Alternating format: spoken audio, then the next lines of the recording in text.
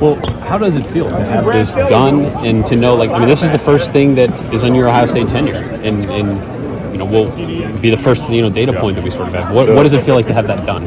The best title that I'll ever have is senior advisor, right? I know that's going to end at some point in time, and July 1st it all becomes official as a senior vice president and athletic director.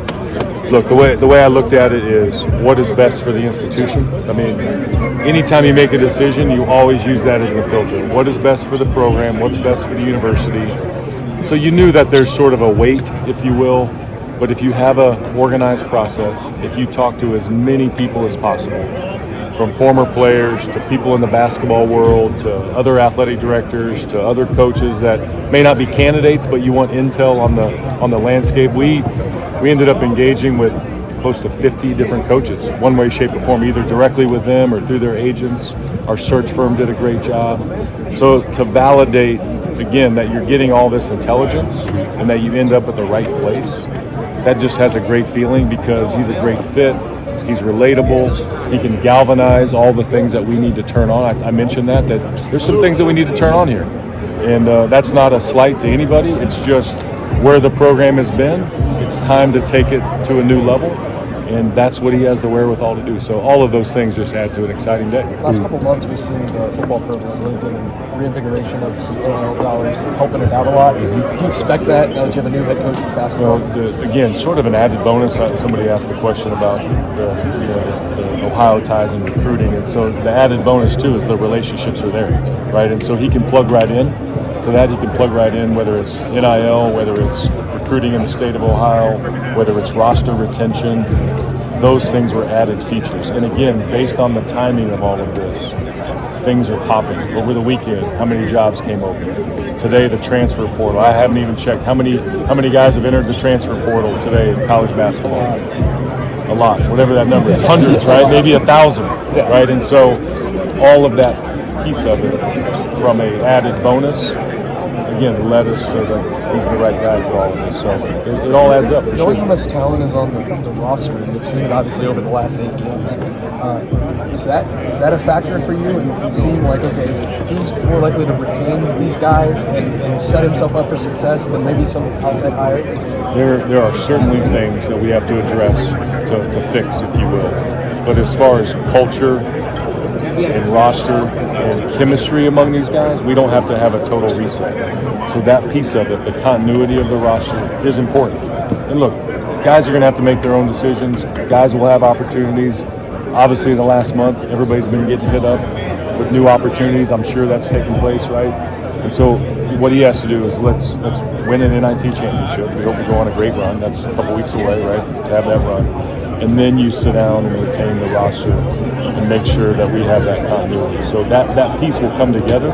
There may be stuff flying around, but the fact that we're playing, the fact that these guys have great chemistry, I've been really impressed. When I met with a team a couple weeks ago, I've been really impressed with their chemistry and their togetherness, and that's why they're playing better, because they have that. So you want to hold as much of that together, but also knowing that there's going to be new pieces in order to take that next step too. You said that watching the games, you felt like he outfoxed some head coaches who have been out this long tactically. I guess, what did you see that gave you that impression, and what about the way the team played stood out to you? Yeah, I wasn't breaking down film necessarily. Right. But again, you see momentum swings, right? And do you call the right kind of time? Do you sub?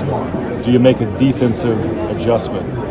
Right? He made defensive adjustments to make sure that, hey, let's mix up a zone defense or go back to man-to-man. Playing guys that maybe hadn't played a lot throughout the year, right? And getting more rotation and getting the style of play. Like, that's coaching, and that's the X's and O's piece.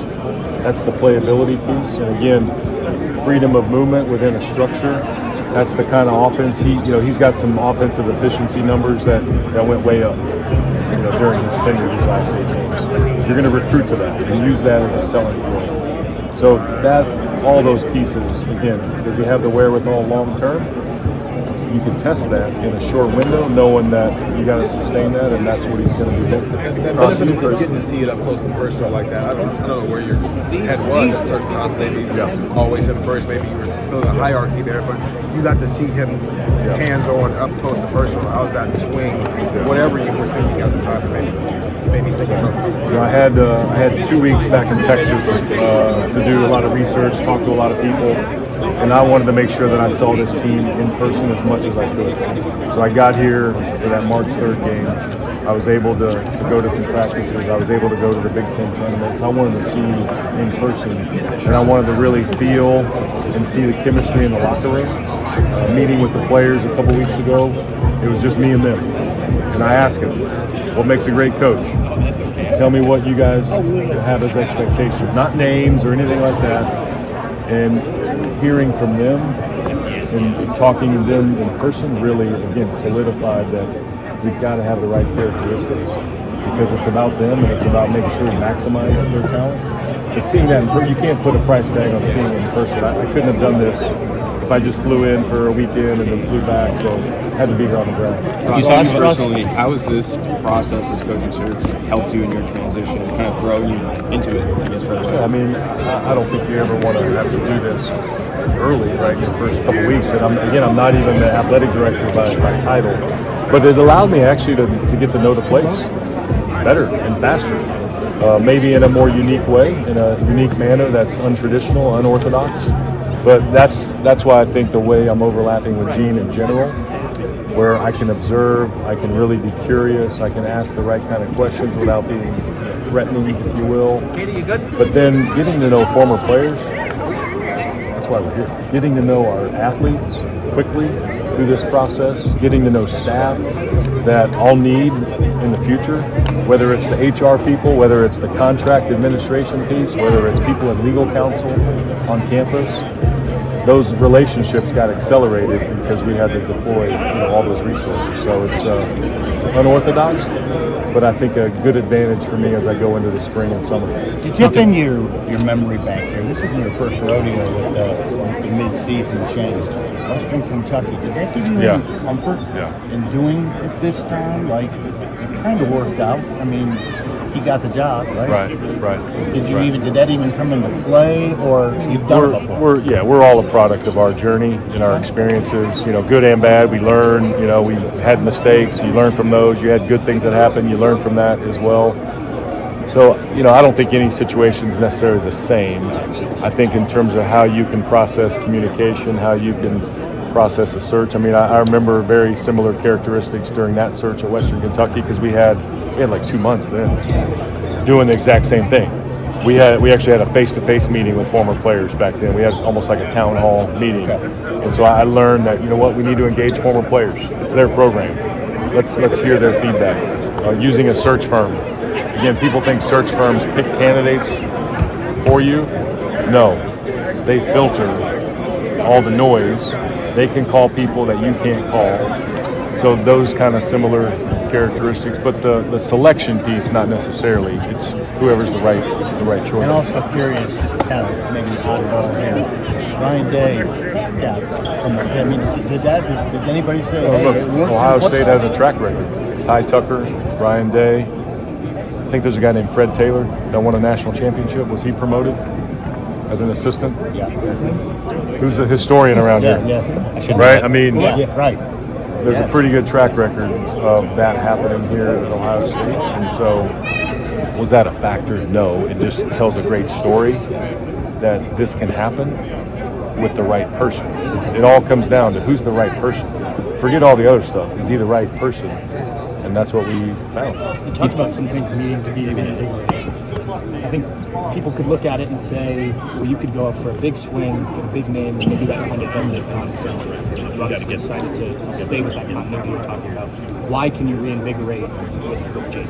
But for some, personality, connectivity that he already has within the program, the fact that his brother played here, so he knows how to relate to that former player group, that he knows how to relate to the fans. He can galvanize that because he's got the wherewithal. He's not afraid to go out and carry himself, in public.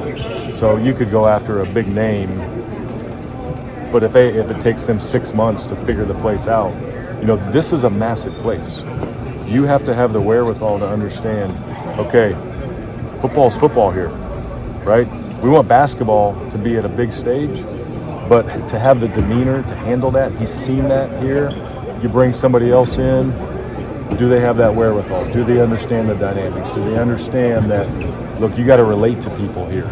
It's not just I'm gonna go coach on Saturday or Tuesday night and then go back home. No, you have to do all the things that it takes to connect here. Jake has that versus somebody that may not have seen it or relate to that. And then the timing. We could have waited on a lot of people. There's a lot of people that wanted this job. And all those people that we talked to, the 49 coaches, the people that we met with in person, the people that we met with on Zoom, this is an attractive job. But the profile that he checks matches what we need, and he's going to take off. You talked about you talked about the season, selling tickets and things like that. This arena, what have you made of it in the time that you've been here? What can be done? When you talk about upgrades and things, what can be done to make this a better arena, a better environment? How can you address the attendance? This was built in, 1998? 25 years. 25. It has great bones. It's actually very clean for the age of the building. And so I think there's a lot of great pockets. I've walked the building a couple times. There's a lot of great pockets to maybe have some new fan experiences, maybe some new premium areas, but also some areas to engage all of our fans. So it's got really good bones and really good characteristics. I think I want to see what we can do maybe with our students. Students provide the energy. For all of us old people, there's some young people over here. But for all of us old people, we need students to be engaged. Can we do more around the student atmosphere? Can we, if this place has 14, 15, 16,000 consistently, it's hard to fill it every game. Let's just face it. But if you can get to a consistent number, it can be a huge home court advantage. So we're going to look at all of those things. We're going to look at some of the bells and whistles that we have. The great thing about the way we're set up, we have business advancement. So there's resources that are produced through concerts and things like that provide then changes to the building, infrastructure changes, facility changes. So we have a great model here, and those are all the things that we'll dive into as we move ahead. Ross, you mentioned all the candidates. How close would you say this was to wanting to wait a little bit longer, or did Jake just wow you? All of those factors honestly went into it. And again, I always thought this weekend was a huge marker in terms of our search. Who's in the NCAA tournament? Who wants to wait on us? Who do we want to wait on, right? Where's Jake's viability in all of this? Making sure we had those conversations so we knew what he could do and having deep, in-depth conversations. So we met with him for a couple hours again on Saturday before we pulled the trigger to test that once again. So all of that goes into the equation. Do you want to wait? We could wait it into April, and then we might be standing here with who? With what? With the roster? Did our team play in the NIT? All of those uncertainties were part of the factor that said, if he checks the boxes as far as the profile and has the wherewithal, this is our guy. Let's go. How important do you think what he does in this tournament now? It's kind of interesting. You got his first game is tomorrow. Tomorrow night, yeah. And how, a lot of people say maybe wait till the postseason's done, but why before? Right. Again, it's all about, is he the right guy? Are we ready to pull the trigger? So the thing about the NIT, a lot of programs are backing out. To me, this helps create momentum, especially with our roster. It allows the younger guys to play more minutes, meaningful minutes against really good. The NIT's tough. When I was at Texas A&M, we went through a run all the way to the final game. There's some hard games in there. But if you can play as long as possible, that's only going to help your continuity. That's only going to help recruiting. One of the things about the Big Ten, right? People criticize the Big Ten for style of play. What has Jake done? He's opened it up. It gives more examples of open style of play, which then helps in the portal, which then helps in recruiting. So to me, the added bonus is playing as long as we can under Jake's leadership. He didn't win like this.